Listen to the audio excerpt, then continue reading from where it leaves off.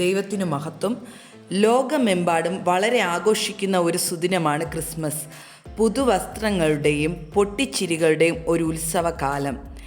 ഏറ്റവും കൂടുതൽ കച്ചവട സ്ഥലങ്ങൾ തുറക്കുന്ന ലാഭക്കൊതിയന്മാർ പാവപ്പെട്ടവരെ ചൂഷണം ചെയ്യുന്ന ഒരു സമയം.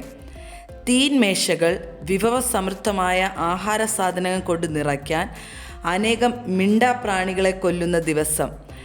ഏറ്റവും കൂടുതൽ മദ്യവിൽപ്പന നടക്കുന്നതിനാൽ ധാരാളം അപകട മരണങ്ങൾ സംഭവിക്കുന്ന ദിവസം. ക്രിസ്തീയ ദേവാലയങ്ങൾ പോലും ക്രിസ്തു ഇല്ലാത്ത ക്രിസ്മസ് ആഘോഷിക്കുന്ന കാലം. ദൈവത്തിൽ നിന്ന് അകന്നുപോയ മനുഷ്യനെ തന്നിലേക്ക് അടുപ്പിക്കുവാൻ വേണ്ടി ദൈവം തന്നെ ഒരു ബലിയാകുവാൻ ലോകത്തിലേക്ക് വന്നതിനെ ഓർക്കാതെ മനുഷ്യൻ ഏറ്റവും കൂടുതൽ പാപത്തിലേക്ക് വഴുതി വീഴുന്ന കാഴ്ചകളാണ് ഈ ക്രിസ്മസ് നാളുകളിൽ നമ്മുടെ മുന്നിലുള്ളത്. ഈ സുദിനം വെറും ജഡികവും ലൗകികവുമായ ആഘോഷമാക്കി മാറ്റരുതേ. നമുക്ക് വേണ്ടി മനുഷ്യനായി തീർന്ന ദൈവത്തോട് കുറച്ചുകൂടി അടുക്കുവാൻ നമുക്ക് ശ്രമിക്കാം. ഇതാ ഞാൻ കർത്താവിൻ്റെ ദാസി എന്ന് പറഞ്ഞ് മറിയ ഈ സുദിനത്തിനായി സ്വയം സമർപ്പിച്ചതുപോലെ നമുക്കും നമ്മെ തന്നെ ദൈവഹിതത്തിനായി ദൈവകരങ്ങളിൽ സമർപ്പിക്കാം. ഏറ്റവും വലുതും വിവിധ നിറത്തിലും തരത്തിലുമുള്ള അനേകം നക്ഷത്രങ്ങളെ തൂക്കിയിട്ട് അതിൽ ആനന്ദം കണ്ടെത്തുന്നതിന് പകരം വിദ്വാൻമാർ കണ്ട നക്ഷത്രത്തിന് ഉടമയായ രാജാവിനെ അന്വേഷിച്ച് കണ്ടുപിടിക്കാം.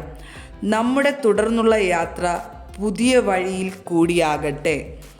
വിദ്വാൻമാർ രാജ്യത്വത്തിൻ്റെ അടയാളമായ സ്വർണവും ആരാധനയുടെ ചിഹ്നമായ കുന്തുരുക്കവും ഈ ലോകം ശാശ്വതമല്ല എന്ന് ഓർപ്പിക്കുന്ന മരണത്തിൻ്റെ പ്രതീകമായ മൂരും കാഴ്ചവെച്ചതുപോലെ ദൈവസന്നിധിയിൽ നമുക്കുള്ളതിനെ സമർപ്പിക്കാം.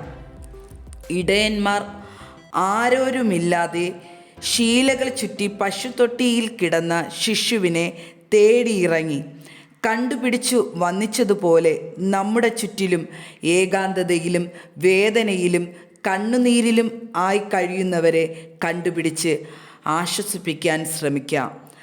സർവ്വജനത്തിനുമുള്ള മഹാസന്തോഷവും ദൈവത്തെ സ്വീകരിക്കുന്നതിലൂടെ ലഭിക്കുന്ന ദൈവിക സമാധാനവും മാലാഖമാർ ഘോഷിച്ചതുപോലെ ഇനിയും യേശുവിനെക്കുറിച്ച് മനസ്സിലാക്കാൻ കഴിയാത്തവരോട് നമുക്ക് ഈ നല്ല സുവിശേഷം പങ്കുവയ്ക്കാം.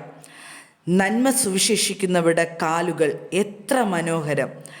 നമ്മുടെ ജീവിതം മനോഹരമായി തീരുവാൻ ഈ ക്രിസ്മസ് കാലത്ത് നമ്മെയും നമുക്കുള്ളതിനെയും യേശുവിൻ്റെ കാൽക്കൽ സമർപ്പിച്ചുകൊണ്ട് ഇനിയും യേശുവിനെ ഗ്രഹിക്കാത്തവരെയും ഈ സന്തോഷത്തിലേക്ക് ആനയിക്കുവാൻ ദൈവം നമ്മെ സഹായിക്കട്ടെ. God bless you. ആമേൻ.